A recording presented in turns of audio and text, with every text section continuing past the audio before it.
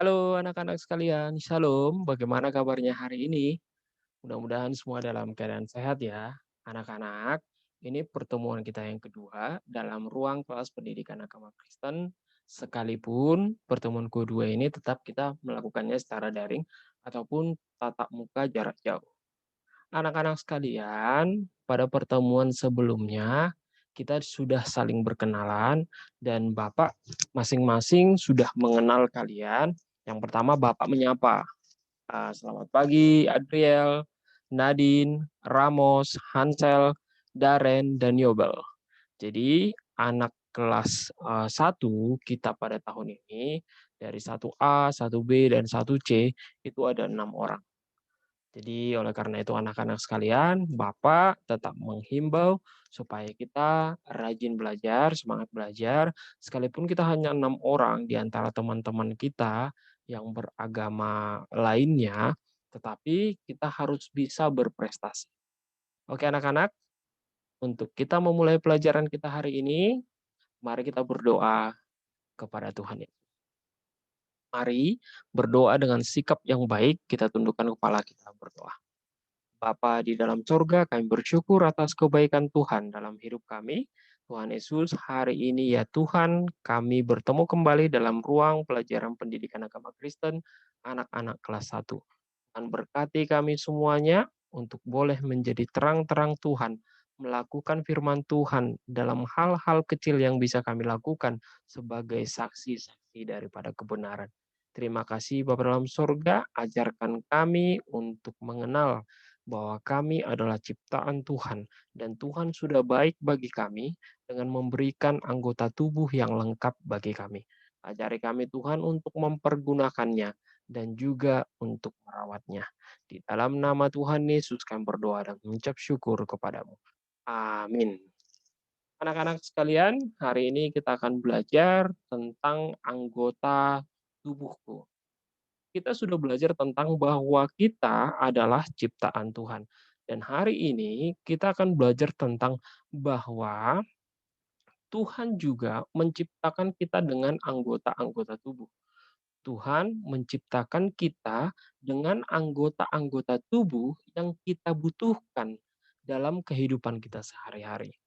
Anak-anak sekalian, anggota-anggota tubuh kita itu tentunya banyak sekali. Kalau kita mau melihat, ada banyak sekali anggota tubuh kita. Tetapi kita akan melihat anggota tubuh secara sederhana yang bisa kita lihat, yang bisa kita fungsikan dan kita artikan secara sederhana untuk boleh kita pergunakan dengan baik. Tetapi sebelum kita lanjut pada pelajaran kita anak-anak sekalian, Bapak mengajak kalian untuk bersama-sama bernyanyi. Karena apa?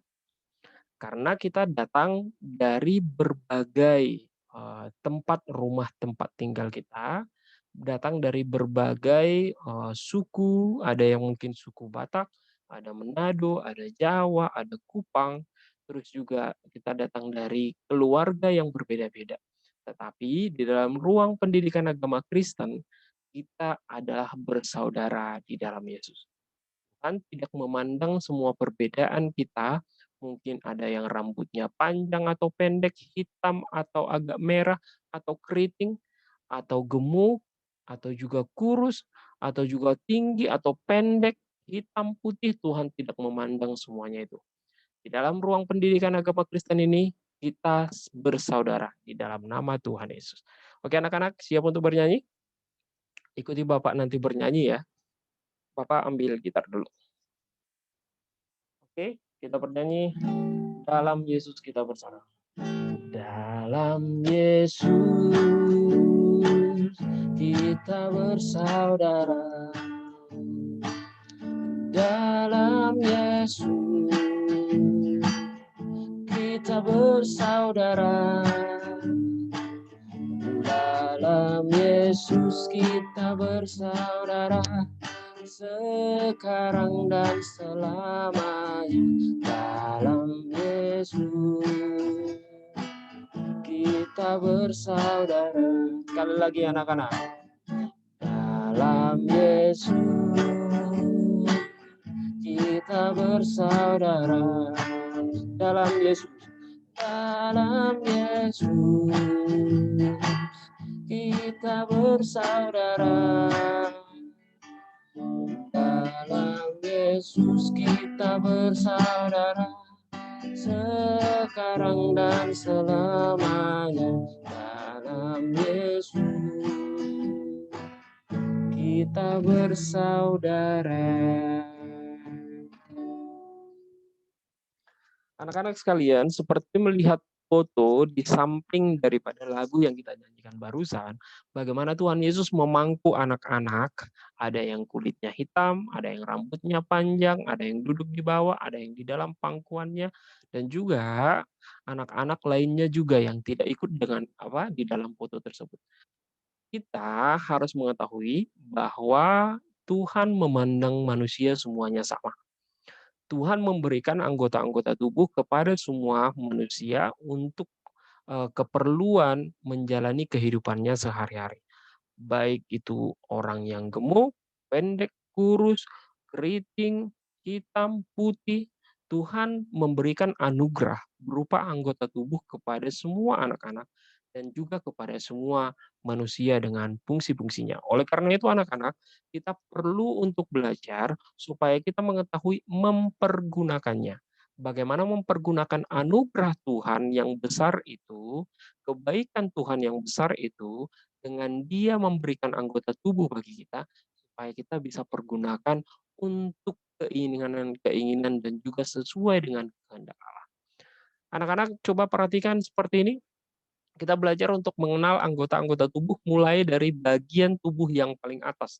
Yang pertama, di atas kepala kita ada rambut, terus kita lihat di sini ada alis di bawahnya, terus ada mata, terus kemudian ada telinga, terus kemudian ada mulut, terus kemudian ada hidung, terus kemudian ada tangan, terus kemudian ada kaki. Tentu semua anggota-anggota tubuh ini dibicarakan di dalam Alkitab. Fungsinya, memanfaatkannya dibicarakan dalam Alkitab. Apakah fungsi masing-masing tubuh ini, anggota tubuh ini, ada dibicarakan di dalam ayat-ayat Alkitab.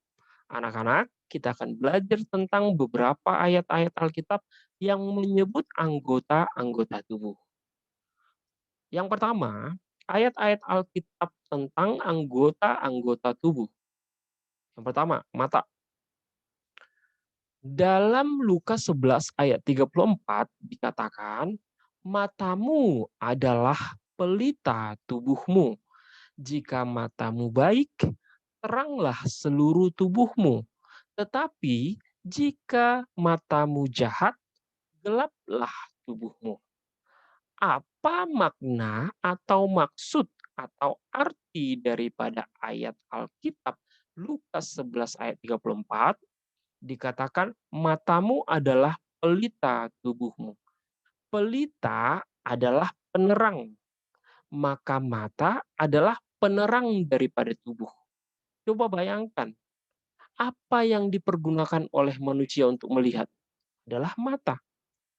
Kalau kamu tidak bisa melihat atau matanya rusak atau maaf kata matanya buta, memang tidak bisa melihat, bagaimana kamu bisa melihat kakimu kalau matanya rusak atau tidak bisa melihat atau buta? Bagaimana kamu bisa melihat tanganmu? Atau bagaimana kamu melihat orang tuamu? Bagaimana kamu menonton TV? Bagaimana kamu bisa melihat sekelilingmu? Coba anak-anak sekalian, maka mata itu adalah penerang untuk bisa kita melihat apa yang ada di sekeliling kita termasuk tubuh kita. Kemudian ayat itu dikatakan, jika matamu baik, teranglah seluruh tubuhmu.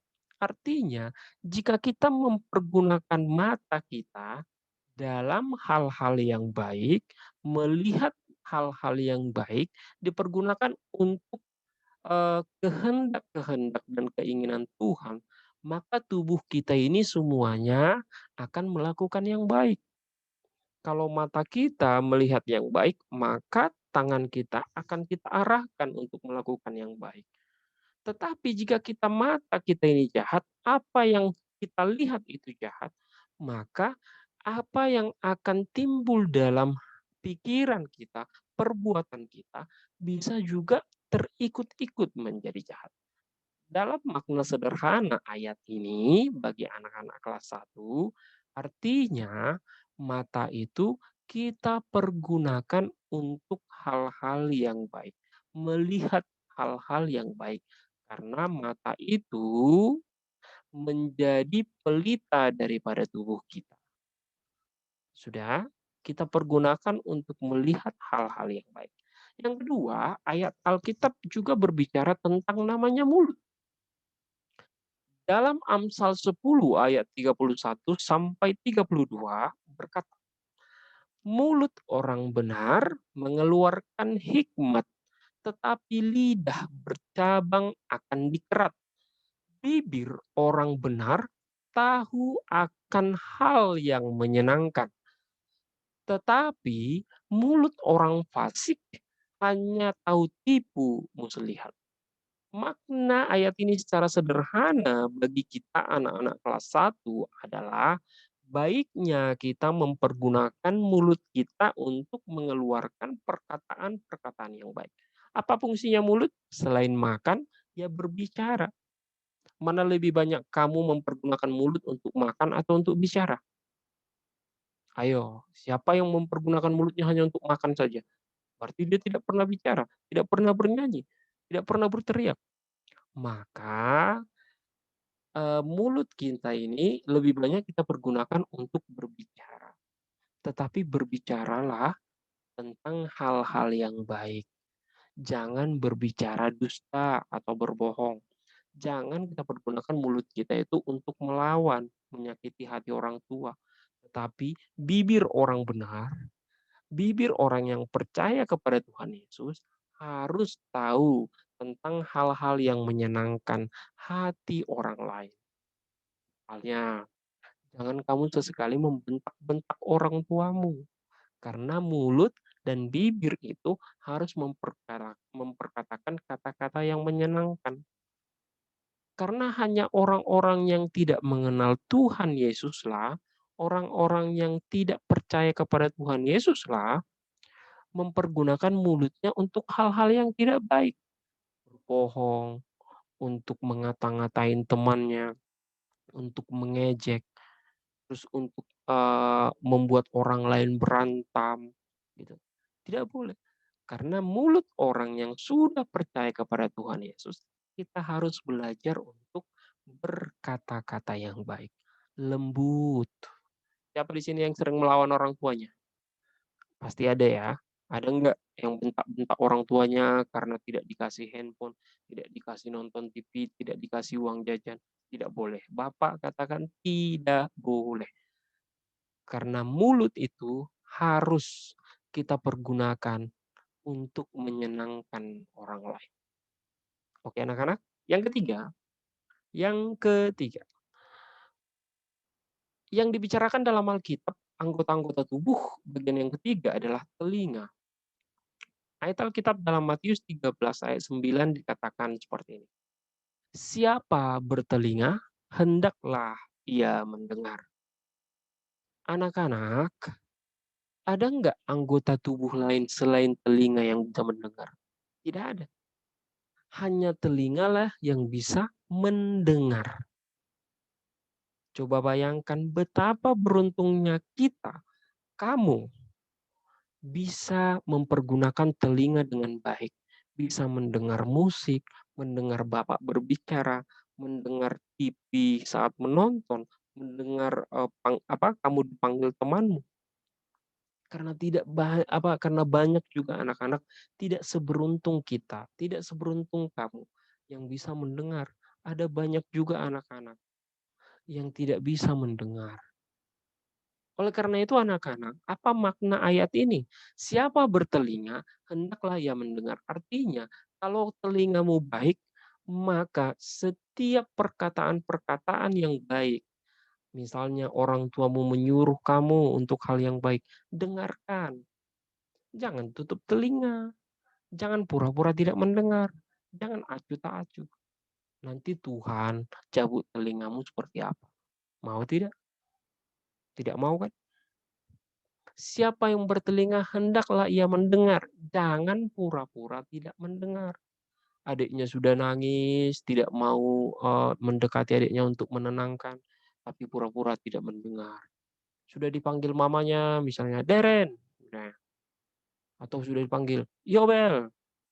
Atau siapa lagi yang sudah dipanggil orang tuanya, dipanggilin berulang kali, tapi tidak mendengar. Oleh karena itu anak-anak, Tuhan sudah memberikan kita anugerah anggota tubuh yang sangat kita butuhkan dalam kehidupan kita.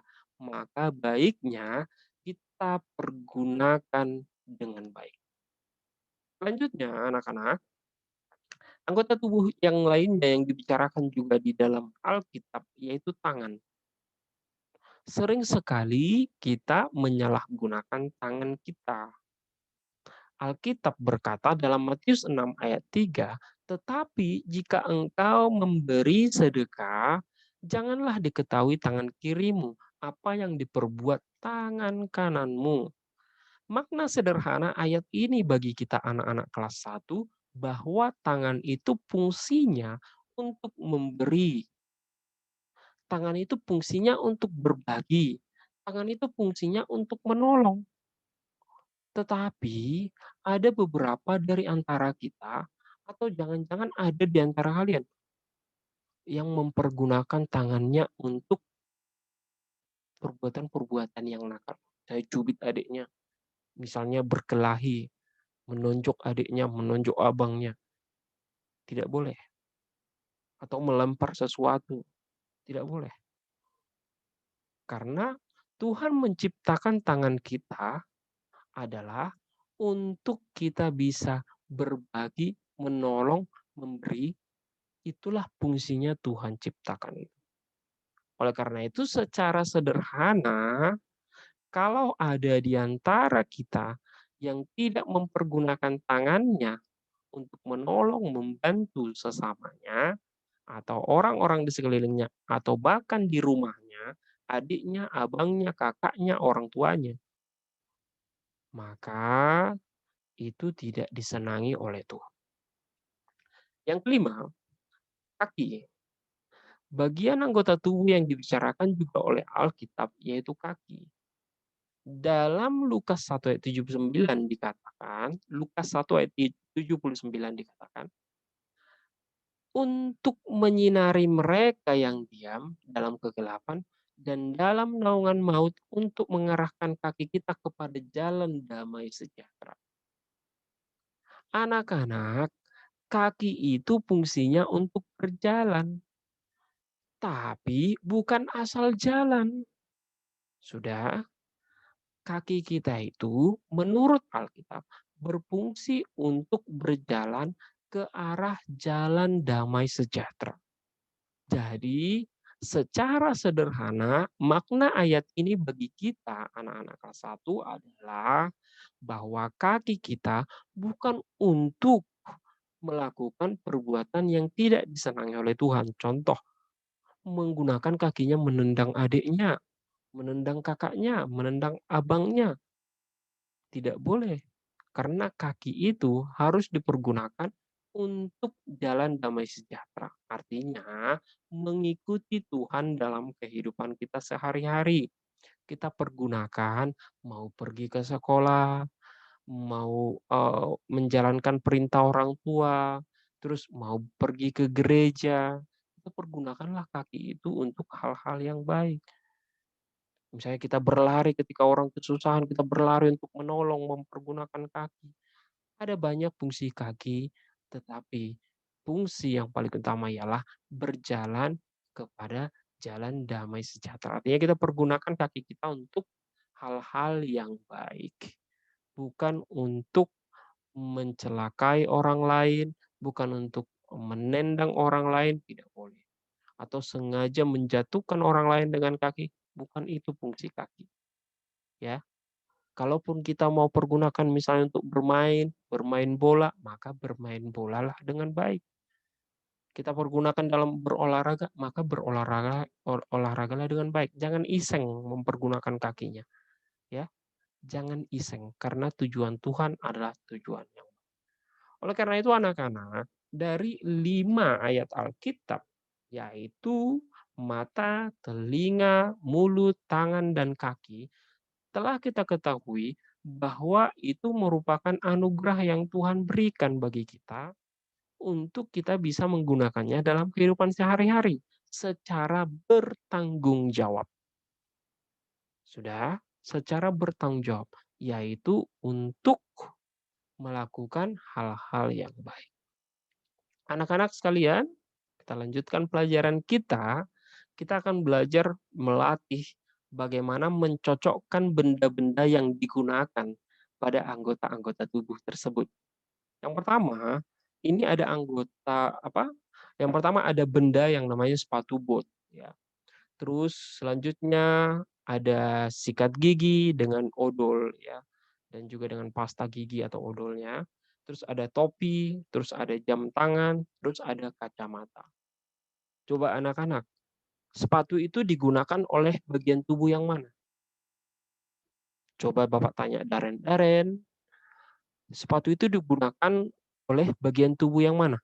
Mata. Apakah mata menggunakan sepatu? Tentu tidak. Yang menggunakan sepatu adalah kaki. Terus yang kedua, Bapak tanya Nadine. Nadine, pasta gigi sama sikat gigi itu dipergunakan oleh bagian tubuh yang mana? Pernahkah kalian menggunakan sikat gigi ke arah matanya seperti ini untuk mencuci matanya? Oh, pasti pedas, pasti sakit. Maka menyikat gigi dan juga menggunakan pasta gigi itu kita pergunakan untuk menyikat gigi kita supaya bersih, ya, supaya bersih. Berarti itu dipergunakan oleh mulut. Terus yang ketiga ada topi. Anak-anak, Bapak tanyakan siapa Bapak tanya? Yobel. Yobel, topi itu dipergunakan oleh bagian tubuh yang mana? Pernahkah kamu menggunakan topi di atas tanganmu? Terus kamu pegang-pegang begini. Apakah itu menggunakan topi yang benar? Tentu tidak. Topi itu dipergunakan di atas kepala untuk apa? Untuk melindungi kita dari sinar matahari. Sudah? Terus selanjutnya Bapak tanya kembali. Misalnya Bapak tanya, Hansel, Hansel punya jam tangan nggak? Nah, misalnya begini, punya jam tangan. Pernahkah orang membuat jam tangan di kaki? Tentu tidak. Karena jam tangan itu adalah untuk memudahkan kita untuk melihat waktu, maka dibuat di tangan. Udah, tidak pernah di kaki, tidak pernah di leher, tapi selalu di tangan. Karena untuk memudahkan kita untuk melihat waktu. Terus selanjutnya ada kacamata. Kacamata itu dipergunakan di bagian tubuh yang mana? Pernahkah ada orang menggunakan kacamata di rambut? Apakah itu benar? Apakah rambut eh, itu perlu kacamata? Tentu tidak. Yang membutuhkan kacamata adalah mata kita. Sudah ada mata daripada teman-teman kita yang mungkin minus atau plus atau sudah mulai tidak baik matanya, maka dibantu dengan menggunakan kacamata. Oleh karena itu anak-anak sekalian, dengan kita sudah bisa mencocokkan benda-benda ini, maka kita tahu mempergunakan benda-benda ini untuk apa dan untuk bagian tubuh yang mana. Tuhan sudah sangat baik bagi kita. Sudah? Coba pikirkan seandainya kamu tidak bisa melihat. Sebentar tutup matamu. Kamu tahu nggak apa yang ada di depanmu? Warna apa? Terus siapa yang berjalan di depanmu? Terus juga kamu tahu tidak misalnya bisa berlari ke dapur dengan cepat? Pasti tidak. Maka bersyukurlah karena Tuhan sudah memberikan mata sebagai anggota tubuh dan anugerah untuk kita pergunakan dalam kehidupan sehari-hari. Yang kedua, pernah kamu pikirkan nggak kalau kamu tidak mempunyai tangan? Ada banyak saudara-saudara kita dan teman-teman kita yang tidak seberuntung kita. Coba lipat tanganmu, terus ikat seharian. Ikat seharian tanganmu. Kira-kira hidupmu akan mudah nggak? Kamu akan gampang nggak menjalani hari-hari? Coba ikat tanganmu begitu. Kamu mau makan bagaimana? Kamu mau buka pintu bagaimana? Kamu mau minum bagaimana kalau tanganmu diikat dua-duanya? Kamu mau belajar seperti apa? maka bersyukurlah kepada Tuhan. Tuhan memberikan anugerah yang kamu butuhkan berupa anggota tubuh tangan, maka pergunakanlah dengan baik. Yang ketiga, mulut. Coba anak-anak kalau mulut kita itu dijahit atau dilaban. Nah, gini, tidak bisa dibuka. Kira-kira kita bisa hidup enggak? Kita bisa bertahan hidup tidak? Tidak bisa. Karena melalui mulut, makanan itu dimasukkan ke dalam perut supaya kita mempunyai tenaga. Air juga dimasukkan melalui mulut supaya kita mempunyai tenaga. Coba kalau kita tidak mempunyai mulut, apa yang terjadi? Kita tidak bisa bicara, tidak bisa makan. Maka apa yang terjadi? Kita tidak akan bisa bertahan hidup. Oleh karena itu anak-anak bersyukurlah Tuhan sudah memberikan engkau mulut untuk dipergunakan dengan baik. Terus selanjutnya, kaki. Anak-anak, banyak teman-teman kita, saudara-saudara kita yang tidak seberuntung kita. Ada saudara-saudara kita yang tidak mempunyai kaki, punya kaki tetapi tidak bisa dipergunakan karena cacat. Oleh karena itu anak-anak, pernahkah kamu berpikir betapa sulitnya kehidupan kita? Coba bayangkan, Bapak kembali katakan, ikat dulu kakimu seharian saja. Ikat dulu kakimu seharian saja. Kira-kira bakal enak nggak? Bisa lari-lari nggak? Enak nggak hidupmu? Gampang nggak bergeraknya? Pasti kamu ngesot-ngesot kan, nyeret tubuhnya. Enak nggak? Susah nggak? Bisa naik tangga nggak? Maka bersyukurlah kepada Tuhan. Pergunakanlah kakimu dengan baik untuk tujuan-tujuan yang baik. Terus selanjutnya, kepala. Kepala itu adalah mahkota kehidupan. Maka jagalah kepalamu karena di dalam kepala itu ada otak. Sudah, otak itulah yang mengatur kehidupan kita semuanya. Menggerakkan tangan, menggerakkan mata, menggerakkan hidung, menggerakkan telinga. Maka apa? Kamu harus bisa mensyukuri bahwa Tuhan memberikan kita kepala sebagai tempat pusat daripada pemikiran kita. Coba bayangkan kalau kita tidak mempunyai kepala, maka otak kita tidak ada. Kita tidak bisa berpikir, tidak bisa membaca, tidak bisa berhitung, dan tidak bisa melihat, tidak bisa makan karena mulut itu di kepala, tidak bisa mendengar. Semuanya kita akan kesusahan. Maka bersyukurlah kepada Tuhan karena Tuhan sudah baik bagi kita. Anak-anak, Bapak mengajak kalian untuk berdoa tentang kebaikan Tuhan karena Tuhan sudah memberikan anggota tubuh yang lengkap bagi kamu dan bagi Bapak dan bagi kita semua. Karena Tuhan sudah sangat baik bagi kita dengan memberikan kita anggota tubuh yang lengkap. Mari kita belajar bersyukur kepada Tuhan melalui doa. Mari anak-anak sekalian lipat tangannya, kita berdoa. Tuhan Yesus, kami sangat bersyukur atas kebaikan-Mu.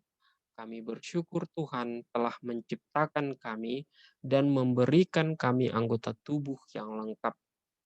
Ajari kami ya Tuhan untuk dapat mempergunakannya sesuai dengan keinginan Tuhan. Dan ajari kami juga ya Tuhan untuk dapat menjaganya. Dalam nama Tuhan Yesus kami berdoa. Amin. Oke anak-anak, pelajaran kita hari ini tentang anggota tubuh. Kita sudah tahu fungsinya dan Alkitab membicarakannya. Dan juga kita tahu memanfaatkannya untuk hal-hal yang baik.